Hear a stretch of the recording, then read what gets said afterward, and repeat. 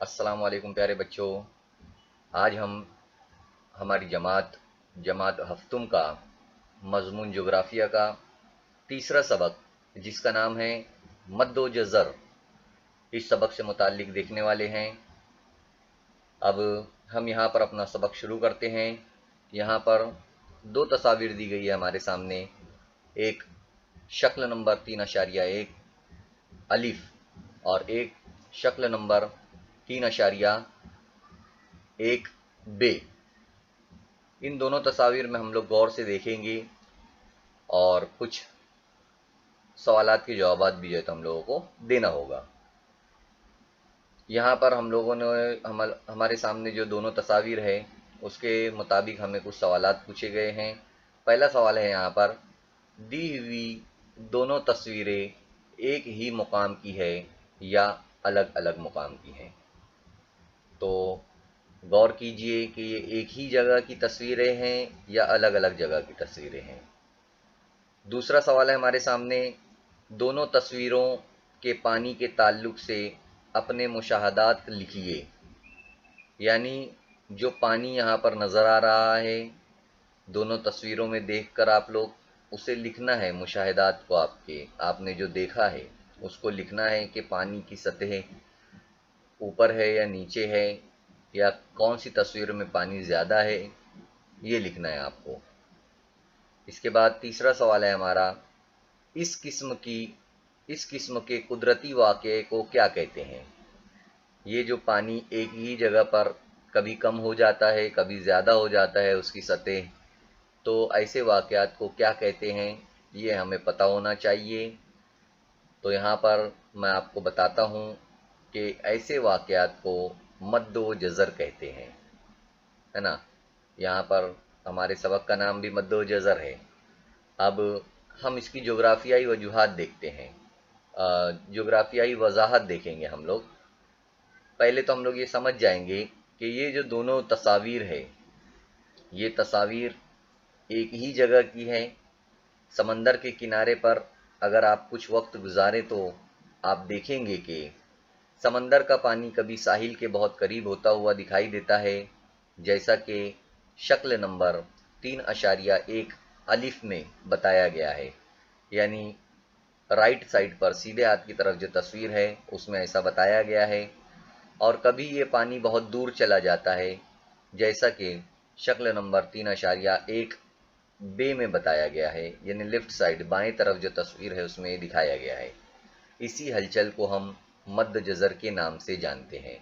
ये जो पानी की हलचल है, कभी पानी आगे आना कभी पानी ऊपर पीछे चला जाना, इसी को जो है तो हम लोग मद्द जज़र कहते हैं।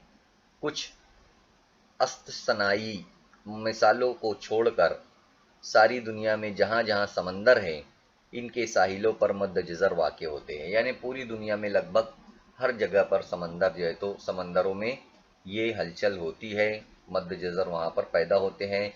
मद्द जज़र जो है वो कुदरती वाक़या है, ये खुदा की तरफ से जो है तो है। इनके वक़ू होने के क्या असबाब हैं, हम जो है तो आगे इसको समझने की कोशिश करेंगे। इसकी साइंसी लिहाज से इसे हम लोग जो है तो समझेंगे। अब हम यहाँ पर इसे समझने की कोशिश करेंगे और देखते हैं हम लोग। मद्द जज़र समंदरी पानी की रोज़ाना एक मुकर्ररा वक्त पर होने वाली हलचल है। यानी रोज़ाना जो है तो ये एक वक्त होता है, उस वक्त पर जो है तो ये तब्दीली होती है। कब होता है ये? रोज़ाना हर 12 घंटे और 25 मिनट पर मद्द जज़र का एक दौर पूरा होता है। ये बात आप लोगों को याद रखना है कि मद्द जज़र का एक दौर जो है वो रोज़ाना 12 घंटे और 25 मिनट के ऊपर होता है। यानी हर 12 घंटे और 25 मिनट के बाद जो है तो ये मद्द जज़र होता है। यानी पानी जो है तो बढ़ जाता है, पानी जो है तो कम हो जाता है हर 12 घंटे के बाद, 12 घंटे 25 मिनट के बाद। ज़मीन पर कुर्रे आब यानी पानी का कुर्रा में हमेशा होने वाले ये वाक़यात देखने में मिलता है हमें। ये कुदरती और फितरी तौर पर नज़र आता है, लेकिन इसका जो ताल्लुक़ होता है, ये मद्द जज़र पैदा होने के जो ताल्लुक़ होते हैं वो सूरज, चाँद और ज़मीन की है ना, सूरज, चांद और ज़मीन की शकली कुव्वत और मरकज़े गुरेज कुव्वत की वजह से होता है। ये बात आप लोगों को याद रखना है। अब हमारे सामने यहाँ पर 3 तस्वीर दी गई है और हमें जो है तो अमल करके देखना है। पहला तो एक लड़की की तस्वीर बनी हुई है और वो देखते हैं हम लोग कि हमें भी क्या करना है। अपनी ब्याज पर पत्थर या खरिया जैसी कोई चीज़ रखना है, जैसा कि बच्ची ने रखी है, और ब्याज को ज़ोर ज़ोर से बाएं से दाएं हिलाना है, यानी उल्टे हाथ से सीधे हाथ की तरफ जो है तो उसको हिलाना है। उसके अलावा एक कड़ी वाले डिब्बे में पानी लेना है, यानी एक पकड़ने के लिए कड़ी हो और उसके अंदर पानी हो, और वो डिब्बा हमें लेना है। कड़ी पकड़कर डब्बे को खूब ज़ोर ज़ोर से घुमाइए और देखिए कि क्या होता है। तो आप लोगों को समझ में आएगा कि क्या होगा, पानी इधर उधर होगा। मिक्सर के बर्तन में पानी भरकर मिक्सर शुरू करना है और इसका मुशाहिदा करना है, लेकिन इस अमल में वालिदैन की मदद हमें जो है तो लेना होगा। मिक्सर में आप लोग पानी डालकर जो है तो उसको घुमा सकते हैं। इसी तरह घूमते हुए पंखे को जो है तो आपको देखना है कि पंखा जो है तो किस तरह से घूम रहा है। इसी तरह और क्या करना है, आधा प्याला पानी लेना है, जैसा कि लड़का देख रहे हैं आप लोग, पानी लिए है लड़के ने, आधा प्याला पानी लेना है। प्याला हाथ में लेकर इसे एक सिमत में एहतियात से गोल गोल घुमाते रहिए, जैसा कि ये बच्चा कर रहा है। इसे एहतियात के साथ घुमाना है। पानी पर क्या असर होता है आप वो देख सकते हैं। जब आप पानी को घुमाते हैं तो पानी कैसा घूमेगा, पानी किधर जाएगा, यह आपको पता चलेगा। इसी तरह एक लड़की है जो चाबी को, है ना, उंगली में चाबी की जंजीर डालकर ज़ोर ज़ोर से घुमाती है, तो क्या होता है वो भी आप लोग देख सकते हैं। ये सब चीज़ें आप लोगों को करके देखना है। अब आपको बताना है कि ये तीनों चीज़ें आप लोगों ने की तो इससे क्या हुआ। पहला, खरिया किस सिमत में गिरा, जैसा कि आप लोग खरिये को किस सिमत में घुमा रहे थे।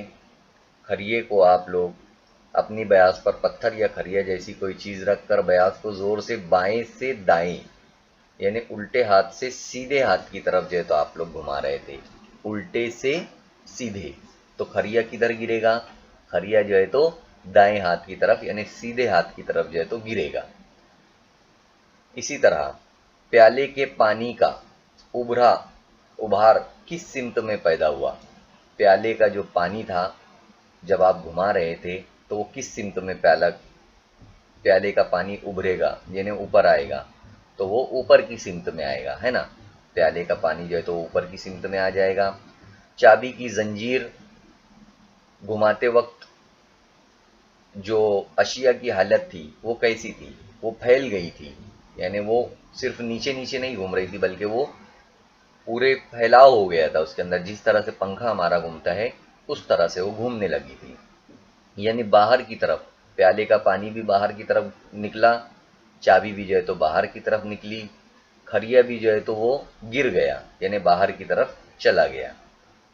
इसी तरह डिब्बे और मिक्सर के बर्तन में पानी का क्या हुआ, वो डिब्बे और मिक्सर का जो बर्तन का जो पानी था, मिक्सर का पानी था, वो भी जो है तो बहुत तेज़ जो है तो मिक्सर की जो बर्तन था उसकी दीवारों पर जो है तो वो लग जाता है, यानी वो बाहर की तरफ घूमता है। मंदरजा वाला सरगर्मियों में कौन सी कुव्वत अमल कर रही है, तो कौन सी कुव्वत रहती है ये अमल जो कर रही है, ये सब चीज़ें जो है तो बाहर की तरफ जो है तो जा रही थी, यानी बाहर की तरफ जो है तो वो फेंकी जा रही थी। मरकज़े गुरेज कुव्वत, इसे जो है तो हम लोग मरकज़े गुरेज कुव्वत कहते हैं। मरकज़े गुरेज कुव्वत और शकली कुव्वत किन सरगर्मियों में ज़्यादा और वाज़े तौर पर नज़र आ रही थी, है ना।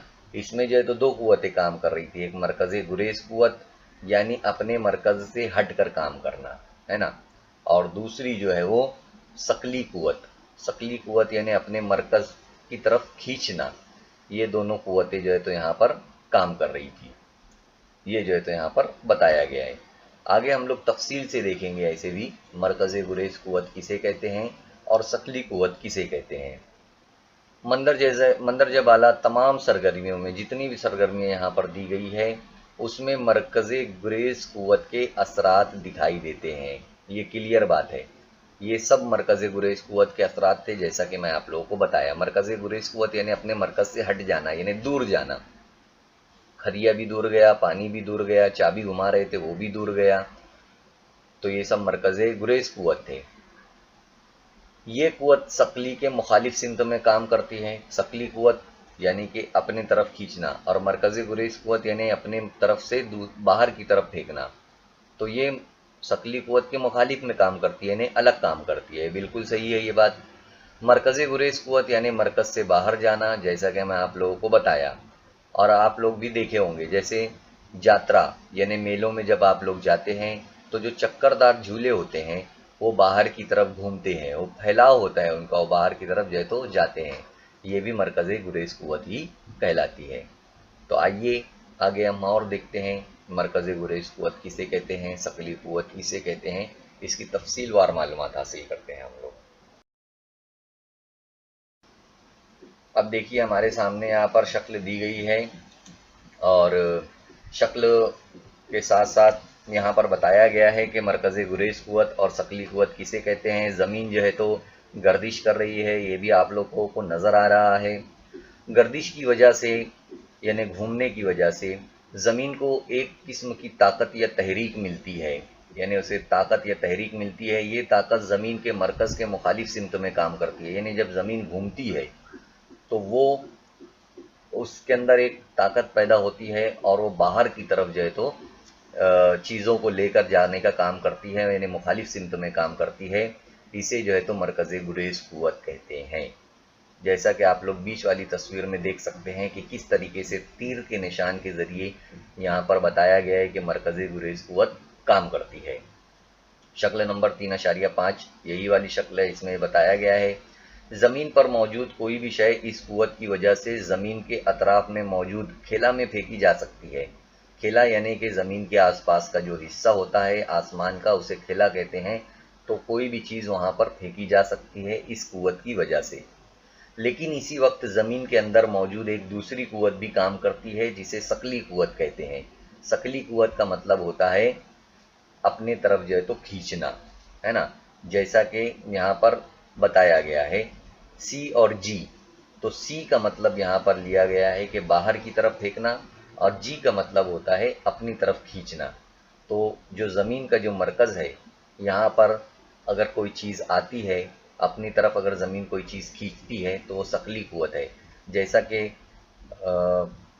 न्यूटन का जो कानून है कि सेब जो है तो नीचे ही ज़मीन पर क्यों गिरा, तो फिर बाद में साबित किया गया कि जो ज़मीन जो है तो सकली क़ुव्वत रखती है, यानी अपनी तरफ जो है तो खींचने की ताकत रखती है। तो यहाँ पर वही बताया गया है सकली क़ुव्वत के बारे में।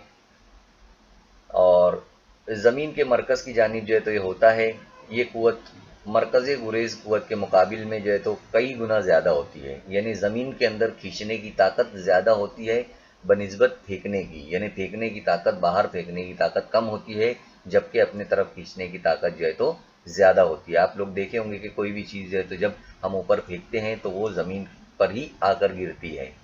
तो यही बात यहाँ पर बताया गया है, इसे ही जो है तो सकली क़ुव्वत कहते हैं। तो आप लोग यहाँ पर समझ गए होंगे कि सकली क़ुव्वत यानी कि ज़मीन अपनी तरफ जो खींचती है उसे सकली क़ुव्वत कहते हैं, और बाहर की तरफ अगर कोई चीज़ फेंकी जाती है तो वो मरकज़ गुरेज़ क़ुव्वत होती है। यहाँ पर शक्लों में यही बताया गया है। शुमाली कुतुब है, शुमाली कुतुब, और जी और सी मैं आप लोगों को बताया। जुनूबी कुतुब भी बताया गया है, शुमाली कुतुब भी जो है तो बताया गया है। यानी शुमाली कुतुब के ऊपर एकदम ऊपर की तरफ जब ज़मीन हरकत करती है तो वहाँ पर मरकज़ गुरेज़ क़ुव्वत जो है तो ज़्यादा होती है। जुनूबी कुतुब भी यहाँ पर नीचे बताया गया है कि वहाँ भी जब उसका जो आखिरी सिरा रहेगा तो वहाँ भी जो है तो मरकज़ गुरेज़ क़ुव्वत जो है तो ज़्यादा होती है। सिरों के ऊपर हरकत जो है तो वहाँ पर ज़्यादा होती है। यही सब चीज़ें यहाँ पर बताई गई है। अब हम यहाँ पर मद्द जज़र के बारे में देखेंगे। चाँद सूरज की जैसे कि सकली क़ुव्वत होती है, उसी तरह ज़मीन की भी सकली क़ुव्वत होती है। जैसा कि आप लोग को यहाँ पर तीनों चीज़ें नज़र आ रही है। चाँद भी नज़र आ रहा है, ज़मीन भी और सूरज भी। ज़मीन का सूरज के गिर्द घूमना और चाँद का बिला वास्ता सूरज के गिर्द घूमना, ये जो है तो यहाँ पर बताया गया है। यानी ज़मीन जो है वो सूरज के गिर्द घूमती है और चाँद ज़मीन के गिर्द घूमता है। साथ ही साथ जो है तो वो सूरज के गिर्द भी जो है तो गर्दिश करता है। देखिए यहाँ पर सूरज जो है तो बताया गया है, ज़मीन जो है तो उसके गिर्द घूम रही है और साथ ही साथ जो है तो चाँद भी जो है तो ज़मीन के गिर्द भी घूमता है और साथ ही साथ घूमते हुए जो है तो वो सूरज के गिर्द भी चक्कर लगाता है। यहाँ पर यही बताने की कोशिश की गई है। तो ये जो शकली क़ुव्वत है चाँद की, सूरज की, ज़मीन की, इनकी वजह से जो है तो मद्द जज़र पैदा होता है, ये बताने की यहाँ पर कोशिश की गई है। आगे हम लोग इसको तफसील के साथ जो है तो ऐसे भी देखने वाले हैं। देखिए यहाँ पर बताया जा रहा है कि किस तरीके से चाँद जो है तो ज़मीन के गिर्द चक्कर लगा रहा है, घूम रहा है, और ज़मीन जो है वो किस तरह से महवरी गर्दिश करती है। और ज़मीन जब महवरी गर्दिश करती है तो उसके अंदर मरकज़ गुरेज़ क़ुव्वत पैदा होती है, यानी बाहर फेंकने की जो क़ुव्वत होती है वो मरकज़ गुरेज़ क़ुव्वत होती है, वो ज़मीन की महवरी गर्दिश की अब वजह हम से यहाँ होती पर है। देखेंगे कि मद्द जज़र जैसे हम लोगों ने देख लिया कि किसे कहते हैं। आगे देखते हैं हम लोग। सूरज के मुकाबले में चाँद ज़मीन से ज़्यादा करीब होता है ना, बहुत ज़्यादा करीब है। यानी सूरज ज़्यादा दूर है और चाँद जो है तो ज़मीन से ज़्यादा करीब में है, जैसा कि यहाँ पर तस्वीर में भी बताया गया है। इसलिए चाँद की शकली क़ुव्वत सूरज की शकली क़ुव्वत के मुकाबले में ज़मीन पर ज़्यादा असर अंदाज होती है। जिस तरह से ज़मीन शकली क़ुव्वत रखती है, इसी तरह जो है तो चाँद और सूरज भी शकली क़ुव्वत रखते हैं। तो चाँद की जो शकली क़ुव्वत है वो ज़मीन पर ज़्यादा असरअंदाज होती है। वजह यह है क्योंकि चाँद जो है तो ज़मीन से ज़्यादा करीब में है। ज़मीन के जिस मुकाम पर मद या जज़र आते हैं, मद का मानी होते हैं पानी का उभरना, जज़र का मतलब होता है पानी का कम होना। तो ये जब होते हैं तो इसके ठीक मुखालिफ मुकाम पर इसी वक्त मद और जज़र वक़्फ़ पज़ीर होते हैं। यानी ज़मीन के जिस मुकाम पर मद या जज़र आते हैं, इसके ठीक मुखालिफ मुकाम पर इसी वक्त मद और जज़र वक़्फ़ पज़ीर होंगे। या यही जो है तो यहाँ पर बताने की कोशिश की गई है। और यहाँ पर शक्ल में और क्या बताया गया है, जिस वक्त सिफर दर्जा तुलुल बलद पर मद आता है, इसी वक्त के मुखालिफ सिमत में वाक़े 180 दर्जा तुलुल बलद पर भी मद आता है। लेकिन जज़र इन तुलुल बलद से ज़ाविया कायमा बनाने वाले तुलुल बलद पर आते हैं। अगर मद 0 दर्जा और 180 दर्जा पर तुलुल बलद आते हैं तो जज़र किन किन तुलुल बलद पर आएंगे, ये आप लोगों को जो है तो मालूमात लेना है और उसके बारे में जो है तो सोचना है। यहाँ पर शक्ल में बहुत सारी चीज़ें बताई गई है। चाँद की शकली क़ुव्वत बताया गया है, मरकज़ गुरेज़ क़ुव्वत बताया गया है, मद बताया गया है, शकली क़ुव्वत, जज़र देखिए आप लोग, जज़र ऊपर की तरफ है और मद जो है तो वो चाँद जब पानी खींच रहा है अपनी तरफ, तो देखिए किस तरीके से पानी का यहाँ पर जो है तो बढ़ गया है बहाव, और जज़र जो है तो वो ऊपर आया हुआ है ना। मरकज़ गुरेज़ क़ुव्वत जो है तो तीर के निशान के ज़रिए बताई गई है। मरकज़ गुरेज़ क़ुव्वत इस तरीके से सब चीज़ें जो है तो होती हैं। ये आप लोगों को यहाँ पर समझना है कि किस तरीके से चाँद की शकली क़ुव्वत की वजह से मद पैदा होते हैं और दूसरी तरफ जो है तो जज़र पैदा होते हैं। अब हम देखेंगे यहाँ पर मद व जज़र की किस्में। तो मद व जज़र की दो किस्में हैं। एक है मद व जज़र अकबर और मद व जज़र असगर। जिस तरह रोज़ाना मद का वक्त बदलता है, इसी तरह मद की औसत में भी कमी ज़्यादती होती रहती है। यानी पानी तो उभरता है, पानी तो ऊपर आता है, लेकिन कभी ये पानी ज़्यादा आता है, कभी ये कम आता है ऊपर। तो इसी के हिसाब से, इसी के लिहाज से जो है तो इनका नाम रखा गया है मद जज़र अकबर और मद जज़र असगर। अकबर का मानी होता है बड़ा और असगर का मतलब होता है छोटा। आमतौर पर अमावस और पूनम को मद सबसे ज़्यादा वसी होता है, जबकि दरमियानी जो दिन होते हैं उनमें जो है तो ये हमेशा के मुकाबले में कम होता है। यही जो है तो यहाँ पर बताने की कोशिश की गई है। अब आइए देखते हैं हम लोग मद्द जज़र अकबर और मद्द जज़र असगर के बारे में। अब देखिए यहाँ पर हम लोग देख रहे हैं मद्द जज़र अकबर के बारे में, है ना। इसको स्प्रिंग टाइड कहते हैं। चांद और सूरज की मद पैदा करने वाली कुव्वत अमावस और पूनम के दिन एक ही सिमत में अमल करती है, जिसकी वजह से शकली कुव्वत में इजाफा हो जाता है। इसके नतीजे में मद की वुसअत रोज़ाना से ज़्यादा होती है। इसे मद्द जज़र अकबर कहते हैं, जैसा कि शक्ल नंबर 3.7 में यहाँ पर बताया गया है। मद के मुकाम पर चांद और सूरज की जानिब से पानी के खींच जाने से पानी में उभार पैदा होता है। जैसा कि आप लोग देख सकते हैं, यहाँ पर सूरज नज़र आ रहा है, उसके बाद जो है तो चांद नज़र आ रहा है। दोनों पानी को अपनी तरफ खींच रहे हैं। ज़मीन पर जो पानी है समंदर में, उसे अपनी तरफ खींचते हैं वो लोग, और उसकी वजह से यहाँ पर मद पैदा होता है, यानी पानी में उभार पैदा होता है। ये काम कब होता है? ये काम अक्सर पूनम और अमावस के दिन होता है ना। उस वक्त जो है तो ये होता है, जिसकी वजह से जज़र के मुकाम पर, ये देखिए यहाँ पर ये जज़र के मुकाम है, यहाँ पर इस मुकाम पर पानी जो है वो समंदर में बहुत पीछे हट जाता है, यानी दूर हो जाता है। इसे ही जो है तो मद्द जज़र अकबर कहते हैं, है ना। जैसे पानी का बहुत ऊपर आ जाना और पानी का बहुत कम हो जाना, ये जो बहुत ज़्यादा इस अमल का होना और बड़ी उसमें होना, इसे ही जो है तो मद्द जज़र अकबर कहते हैं। ये आप लोगों को याद रखना है कि मद्द जज़र अकबर यानी कि क्या, ये ज़्यादा बड़े पैमाने पर होता है। अब देखिए मद्द जज़र असगर, है ना, जिसे नीप टाइड कहते हैं। चांद ज़मीन के गिर्द गर्दिश करता है। आप लोगों को पता है ये चांद है, ये ज़मीन है, तो चांद जो है वो ज़मीन के गिर्द गर्दिश करता है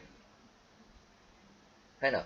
एक महीने में 2 बार ज़मीन और सूरज से ज़ाविया कायमा की हालत में आ जाता है। ये देखिए ज़ाविया कायमा इस तरह से जो है तो हालत में जो है तो ये आ जाते हैं। ये सूरज है, ये ज़मीन है, ये चांद है, तो इस तरीके से एक ज़ाविया कायमा बनता है महीने में 2 बार। ये हालत हर महीने में पहली तरबी और दूसरी तरबी को होती है। इन दोनों वक्तों में चांद और सूरज की मद्द जज़र पैदा करने वाली मुहर्रक कुव्वतें ज़ाविया कायमा पर एक दूसरे के मुखालिफ सिमतों में काम करती है। जैसे कि सूरज ये अलग सिमत में काम कर रहा है, चांद अलग सिमत में काम कर रहा है।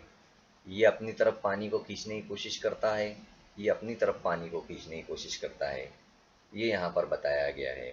जिस मुकाम पर सूरज की वजह से जज़र पैदा होता है, इस जगह चांद मद पैदा करता है, यानी सूरज इसे अपनी तरफ खींच रहा है, तो यहाँ पर सूरज की वजह से जज़र पैदा होता है, लेकिन चांद की वजह से यहाँ पर मद पैदा होता है। जिस मुकाम पर सूरज, है ना, इस जगह पर चांद मद पैदा करता है। इस तरह पैदा होने वाले मद की वजह से समंदरी पानी की सतह रोज़ाना के मुकाबले में कम चढ़ती और कम उतरती है। ये इसलिए होता है कि चांद और सूरज की शकली कुव्वत मुत्तहिद ना होकर एक दूसरे के मुखालिफ में काम करती है। जाहिर सी बात है, ये अपनी तरफ खींच रहा है, ये अपनी तरफ खींच रहा है, उसकी वजह से पानी की जो चढ़ाई है वो कम होती है, पानी कम उभर कर ऊपर आता है। इसलिए इसे जो है तो मद्द जज़र असगर कहते हैं। ये बात आप लोगों को याद रखना है कि मद्द जज़र असगर में दोनों अपनी अपनी मुखालिफ सिमत में जो है तो काम करते हैं, यानी सूरज अलग काम करता है और चांद अलग काम करता है। अगर दोनों मिलकर काम करते तो मद्द जज़र अकबर हो जाता, यानी पानी की सतह ज़्यादा बढ़ जाती, लेकिन यहाँ पर ऐसा नहीं होता है। अब यहाँ पर मद्द जज़री तफाउत, है ना, ये देखेंगे हम लोग। मद्द जज़र के दौरान समंदरी पानी की सतह की बुलंदी के फ़र्क को मद्द जज़री तफाउत कहते हैं, यानी फ़र्क कहते हैं। मद्द जज़र में फ़र्क को ही जो है तो मद्द जज़री तफाउत कहते हैं। ये बात आप लोगों को याद रखना है। खुले समंदर में ये तफाउत सिर्फ 30 सेंटीमीटर तक ही होता है, आप लोगों को पता है 30 सेंटीमीटर कितना होता है, आपको स्केल में आप लोग उसे देख सकते हैं। जबकि साहिली इलाकों में ये तफाउत बढ़ जाता है। जजीरा नुमा भारत के साहिली इलाकों में ये तफाउत तकरीबन 100 से 150 सेंटीमीटर तक हो सकता है। दुनिया में सबसे ज़्यादा मध्य जज़री तफाउत बहिरे फिंडी, है ना, बहिरे फिंडी यहाँ दिया हुआ है, शुमाली अमेरिका के शुमाल मशरिक में दर्ज किया जाता है। ये तकरीबन 1600 सेंटीमीटर होता है। भारत में सबसे ज़्यादा मध्य जज़री तफाउत खलीज खम्बायत में दर्ज किया जाता है। ये तकरीबन 1100 सेंटीमीटर होता है। यानी आप लोगों को यहाँ पर सिर्फ इतना याद रखना है कि मध्य जज़री तफाउत यानी फ़र्क, पानी का ऊपर आना, पानी के कम होना, ये जो फ़र्क होता है वो अलग अलग इलाकों में अलग अलग होता है। खुले समंदर में ये 30 सेंटीमीटर होता है और शुमाली अमेरिका में ये जो 1600 सेंटीमीटर होता है यहाँ पर फेंडी में। इसी तरह खलीज खम्बायत में भारत में जो है तो ये 1100 सेंटीमीटर होता है। तो यहाँ पर ये अलग अलग चीज़, अलग अलग जगह का मध्य जज़री तफाउत जो है तो यहाँ पर बताया गया है।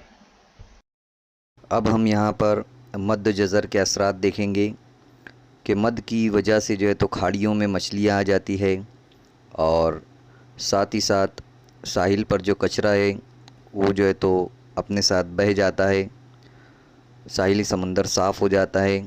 ये देखिए यहाँ पर जो है तो माहीगिरी करते हैं उन लोगों के लिए बहुत फ़ायदेमंद होता है मध्य जज़र, और साथ ही साथ नमक जो बनाते हैं उनके लिए भी फ़ायदा होता है। मध्य जज़र की मौजों की वजह से बिजली जो है तो तैयार की जाती है, जैसा कि यहाँ पर आप लोग देख सकते हैं कि किस तरीके से बिजली जो है तो मध्य जज़र की वजह से तैयार की जा रही है।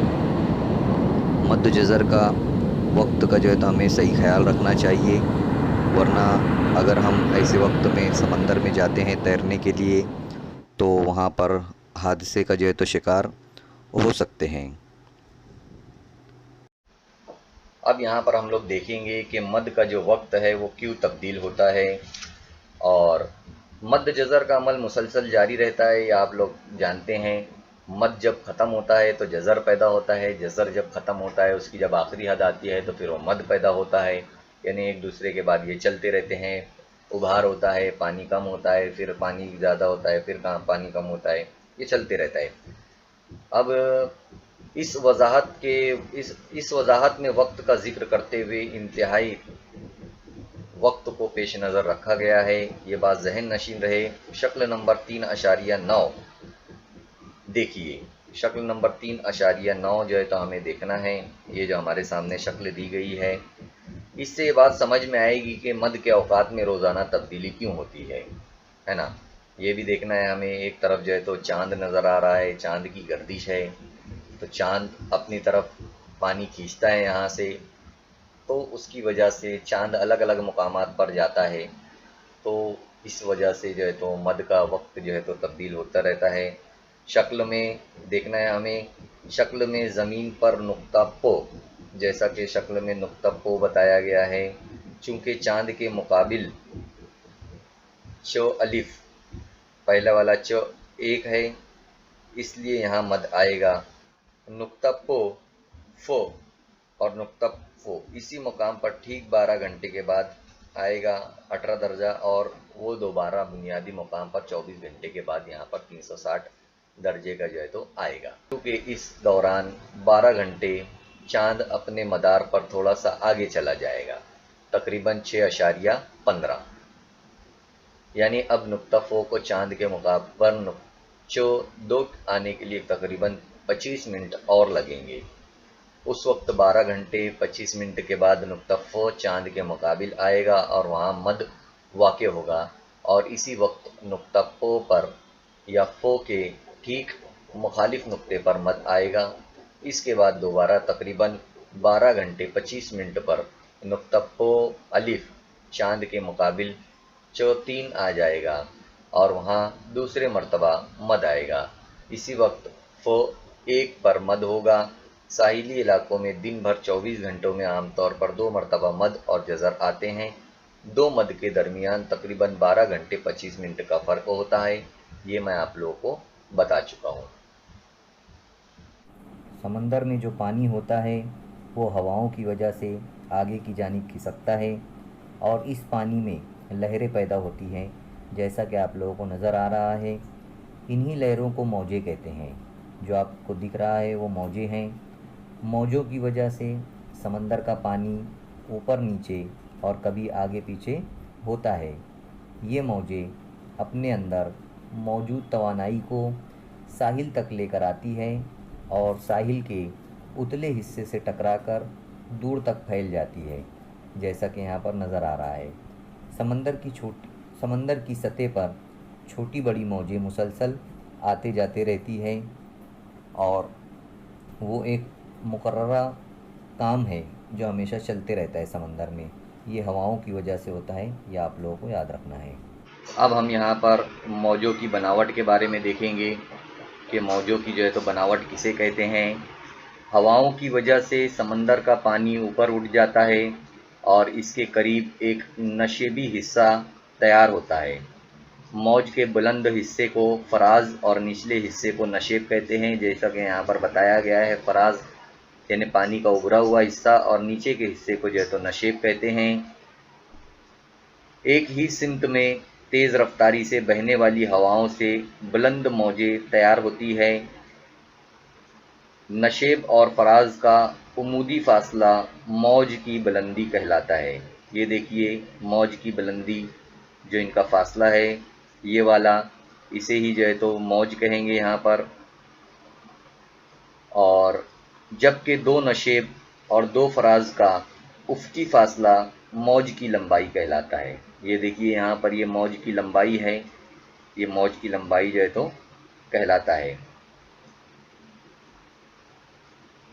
मौजों की बुलंदी, लंबाई और रफ्तार का इन्हिसार हवाओं की रफ्तार पर होता है। यानी हवा जितनी तेज़ चलती है, जितनी स्लो चलती है, उसके हिसाब से जो है तो ये होता है। यही जो है तो यहाँ पर बताया गया है मौजों की बनावट। देख सकते हैं आप लोग, तमाम चीज़ें यहाँ पर दी गई है। अब हम यहाँ पर मौजों की रफ़्तार के बारे में देखेंगे। हम जब साहिल या किसी ऊंची जगह खड़े होकर समंदर की जानिब नज़र डालते हैं तो हमें समंदर की मौजें साहिल की जानिब आती हुई दिखाई देती है ना। ये हम लोगों ने जो है तो अच्छी तरह बहुत मर्तबा देखा है। इसी तरह मौजों की पैदा होने की ख़ास जो है तो सबब होता है वो हवाएं होती है। हवाओं की वजह से जो है तो ये मौजें पैदा होती है। लेकिन कभी कभी समंदरी फ़र्श के नीचे होने वाले ज़लज़ले या समंदरी फ़र्श पर फटने वाले आतिशफ़शा की वजह से समंदर में मौजें पैदा होती है। और ऐसी जो मौजें होती है वो बुलंदी या उतले हिस्से के इलाक़ों में बहुत ज़्यादा होती है। आप लोगों ने सुनामी के बारे में सुना होगा, जो इंडोनेशिया में जज़ायर समात्रा और इंडोनेशिया वगैरह आप लोगों को नज़र आ रहा है। तो यहाँ पर जो है तो सुनामी आई थी 2004 में, और देखिए आप लोग कि किस तरीके से वहाँ पर ज़लज़ले आए थे और किस तरीके से तबाही जो है तो वहाँ पर मची थी। तो बहुत ज़्यादा जो है तो वहाँ पर नुकसान हुआ था और इसकी वजह से भारत का जो है मशरिकी हिस्सा और श्रीलंका भी जो है तो इसकी ज़द में आया था। तो इस तरीके से जो है तो समंदर के अंदर ज़्यादा मौजों आने की वजह से नुकसानात भी होते हैं। अब देखिए यहाँ पर हमारे सामने दिया गया है कि क्या आप जानते हैं, साहिल समंदर पर घूमते या पानी में खेलते हुए हमें मद्द जज़र के वक्त की पूरी मालूमात हासिल कर लेना चाहिए, वगरना कोई अलमनाक हादसा हो सकता है। इसके लिए हमें मद्द जज़र के औकात का जानना नहायत ज़रूरी है। यानी पानी कब ऊपर आता है, कब कम होता है, वो हमें पता रहना चाहिए, वरना कोई हादसा हो सकता है अगर हम समंदर किनारे अगर घूमने जाते हैं तो। मद्द जज़र के औकात की मालूमात हासिल करना बहुत ज़रूरी है। इसके लिए आपको इस दिन कौन सा कमरी दिन है ये जानना बहुत ज़रूरी है। इस दिन का 3/4 हिस्सा निकालने पर आपको मद का वक्त मालूम हो जाएगा। मसलन आप समंदर के किनारे चांद की पहली तरबी के दिन गए। तरबी का मतलब है चौथा दिन। इसका पौन यानी 3, इसका मतलब है कि इस दिन दोपहर के 3 बजे और सुबह के 3 बजे मुकम्मल मद वाक़े होगा और वहाँ से आम तौर पर 6 घंटे आगे मतलब रात के 9 बजे और सुबह 9 बजे मुकम्मल जज़र आएगा। मुकाम के लिहाज से इसमें थोड़ा बहुत फ़र्क हो सकता है। मध्य जज़र की मालूमात के साथ साथ किसी साहिली इलाके की बनावट, वहाँ पर साहिली इलाके की ढलान, पथरीली हिस्से और साहिल के करीब से बहने वाली रवें, इन सबको भी पेश नज़र रख कर और मुकामी लोगों से गुफ्तगू करने के बाद ही समंदर में उतरना चाहिए और समंदरी खेल का मज़ा लेना चाहिए। तरबी के रोज़ वाक़े होने वाले मध्य जज़र के औक़ात बताना है आपको। ये जो जितना भी यहाँ पर मालूमात दी गई है, आप इसे तफ़सील से आराम से पढ़कर समझना है और आगे जो है तो और मालूमात जो है तो आप लोगों को लेना है। इस तरह से हमारा ये जो सबक था मद्द जज़र यहाँ पर ख़त्म होता है। उम्मीद करता हूँ कि आपको यहाँ पर जितना भी बताने की कोशिश की गई है वो आप लोगों को समझ में आया होगा। अगर कुछ बातें इसमें ना समझ में आई हो तो आप अपने उस्ताद से राब्ता करके उसे समझ सकते हैं। इंशाअल्लाह ताला नेक्स्ट वीडियो में हम फिर मिलेंगे। अल्लाह हाफ़िज़।